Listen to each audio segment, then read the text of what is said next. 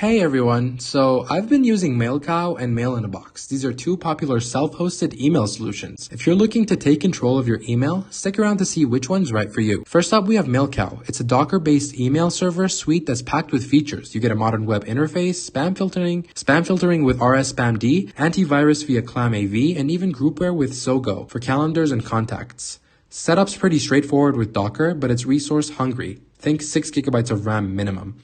It's perfect for tech-savvy users who want flexibility and extras like temporary aliases or app passwords. Plus, it supports multiple domains out of the box. Now we have Mailinabox. This one's all about simplicity. With one command, it turns an Ubuntu server into a full email setup. SMTP, IMAP, webmail with Roundcube, and even Nextcloud for contacts and calendars. It's lightweight, running fine on 1 to 2 gigabytes of RAM, and handles DNS for you. It's less customizable though, and best for single domain users who want a no-fuss plug-and-play solution. So, which is better? Mailcow shines for power users, more features, more control, but it needs beefier hardware and some Docker know-how. Mailinabox wins for beginners. Super easy. Low resource use, but it's basic and less flexible.